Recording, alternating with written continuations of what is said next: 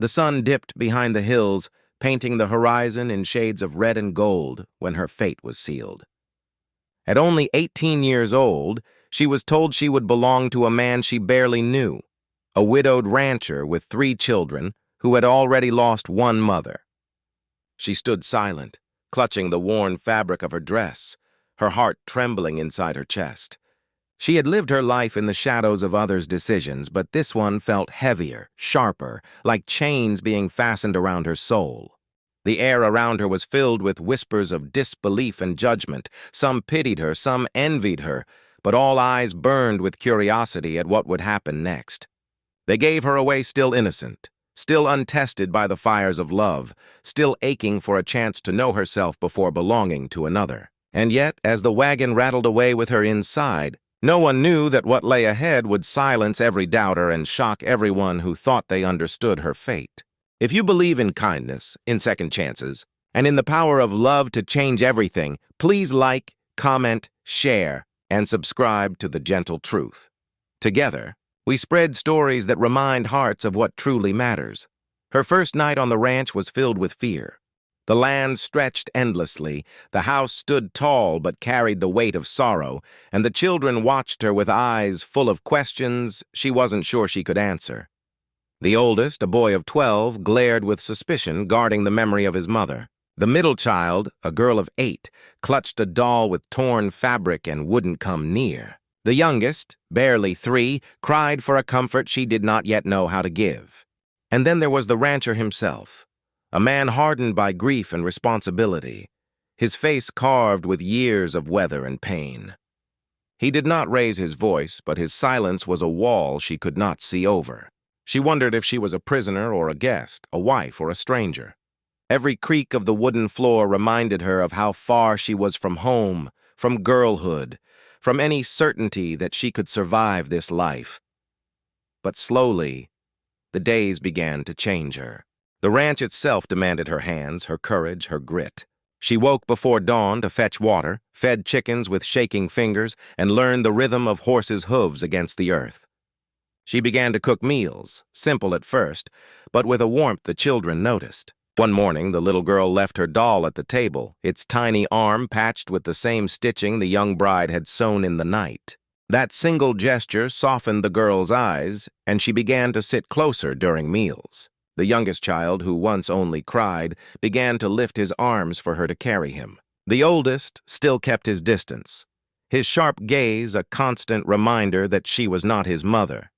But one evening, as she mended a torn shirt by the fire, he set it quietly beside her and said nothing. His silence was a fragile bridge, one she dared not cross too quickly, but one she cherished all the same. The rancher himself remained a mystery. He worked from dawn till long after the sun set, his shoulders bearing the weight of land, livestock, and legacy. She would watch him from the porch, his figure bent beneath the sky, and wonder if he ever looked back at her. For weeks, their conversations were brief, only about chores, children, or the land. But one night, when a storm tore across the plains and lightning split the sky, she found him sitting at the table, staring at the empty chair his wife once filled. He did not speak, but she poured him a cup of coffee with hands steadier than her heart.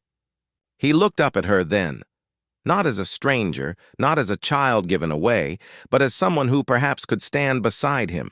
Her greatest trial came during the harshest week of winter. The cattle grew restless in the blizzard, and the youngest child fell ill with fever. The rancher was gone, driving the herd to safety, leaving her alone to tend the children. Fear gripped her, but something stronger bloomed within, a quiet fire that told her she could not fail them. She kept the fire alive through endless nights, rocked the sick child against her chest, whispered lullabies she did not even know she remembered, and prayed through every storm gust that rattled the shutters. When the rancher returned days later, worn and frozen, he found the children safe, the fire still burning, and his youngest breathing easier in her arms. For the first time, his eyes softened, and he laid a hand on her shoulder, wordless but full of gratitude.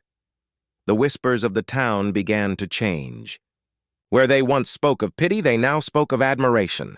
They saw how the widow's children had begun to laugh again, how the rancher walked a little taller, how the young bride, once seen as too fragile for the land, had woven herself into its very heartbeat.